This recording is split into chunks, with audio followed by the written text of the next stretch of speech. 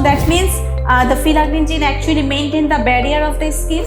If this eczema or atopic dermatitis is again surrounded by any secondary bacterial or viral infection, then one important complication will arrive. The name is eczema herpeticum. So treatment is first emollient.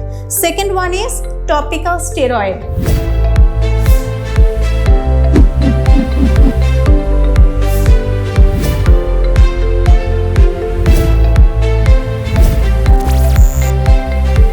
See, I want to show you the picture, okay? Eczematous child. See, atopic dermatitis, inflamed skin, worsened by rubbing. Very important. Actually, I'm mentioning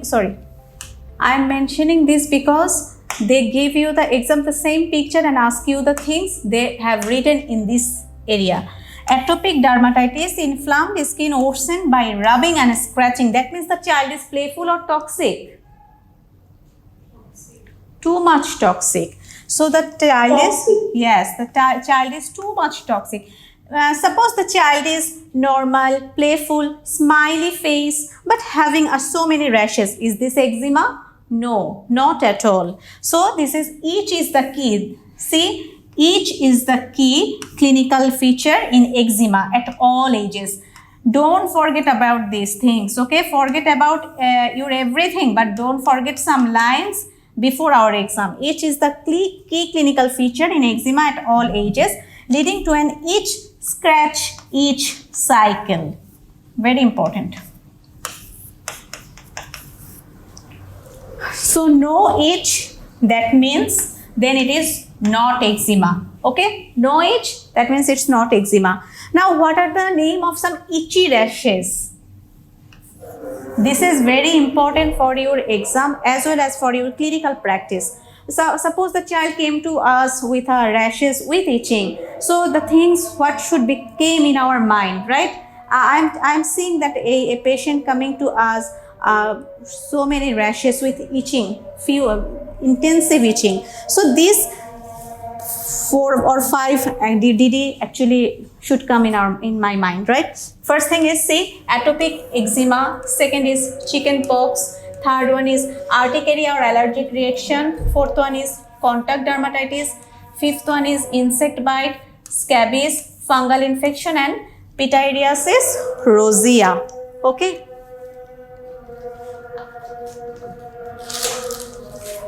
Now we will read important, extremely important. If Mrcpch will give one questions from dermatology, they will give the eczema or eczema herpeticum or atopic dermatitis. They will give this, actually touch these topics. Okay, so let's start with that. I will tell you from the book, but prior to that I want to tell you something. See, eczema or atopic dermatitis, okay, there is one genetic deficiency.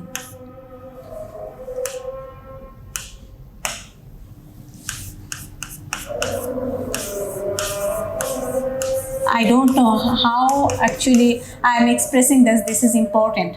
So eczema or atopic dermatitis or something else. Okay. So number 1, there is a genetic deficiency of one gene, that is filaggrin gene.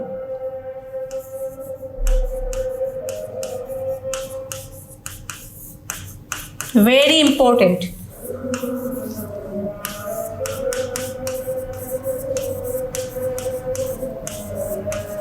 Filaggrin genes. So what is the function of these filaggrin genes? Now, if the deficiency of filaggrin gene can do the poor barrier function of the skin, so that means the filaggrin gene actually maintain the barrier of the skin. So when it is absent, the genetic deficiency of filaggrin gene, so there is poor barrier of skin, right? So poor barrier of skin means everything can come, go and out. If your house has no door, so everyone is coming into a house and come out from the house. So there is a poor barrier of skin, so that means everything can go and out, and that causes eczema. Asthma. Asthma. Now, another important factor that is related to asthma, one is eczema. We have found from the dermatology, right? Another thing is obesity is also, and from the neonatology, I told you that the non-breastfeed or formula feed also developed not asthma, but they actually developed the respiratory problem. Okay, so these are the involved condition. Okay. Now, what are the clinical features of eczema? There is a dry, itchy skin leads to scratching. How the child present to you? Dry, itchy skin leads to scratching and exacerbation of the rash.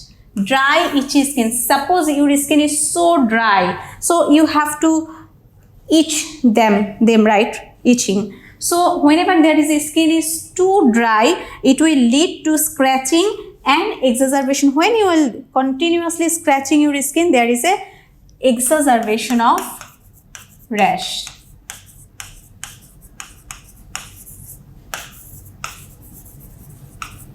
Okay, exacerbation of rashes. It may be now coming the extremely important things. This eczema or atopic dermatitis, okay, it may be complicated by the secondary bacterial infection or viral infection, but the most common complication is eczema herpeticum.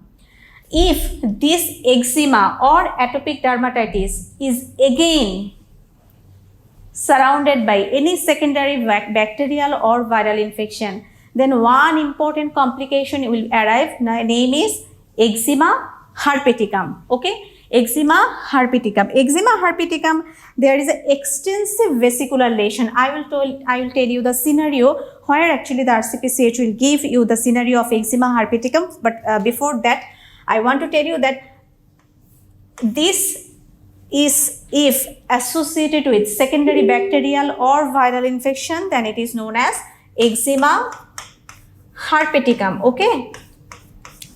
Now this eczema herpeticum having extensive vesicular lesion. Extensive vesicular lesion. Okay. Extensive vesicular lesion. So this is the eczema herpeticum, which is a complication of eczema or atopic dermatitis. Okay, now management. Now management is first one, avoidance of allergens and dietary elimination of the substance that exacerbate it. Number one, avoidance of allergens plus dietary elimination of substance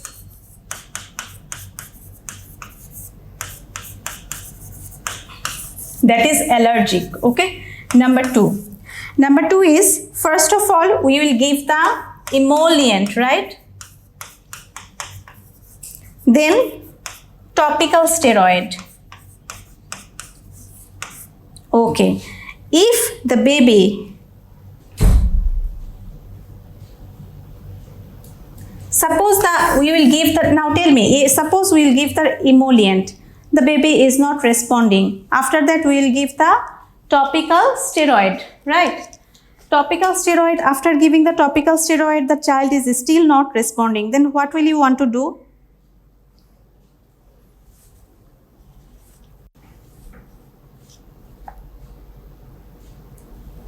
After that we will give topical tacrolimus. Okay, topical tacrolimus. Tacrolimus, as far I remember, it's a calcineurin inhibitor, right? So if I want to give topical tacrolimus ointment, I have to see the age of the child.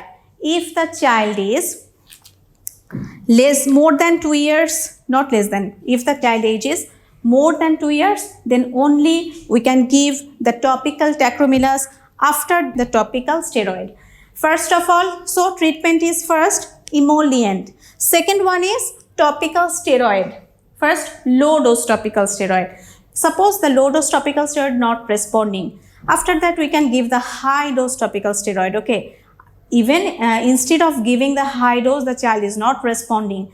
After that, we will give the child age is more than 2, suppose 3 to 4 years old child, then we will give the topical tacrolimus. After that child is still not responding, then we will give oral acyclovir. If it is viral cause or if it is bacterial cause, then we will give the supportive management. Okay, but most commonly they actually give the viral scenario. Okay.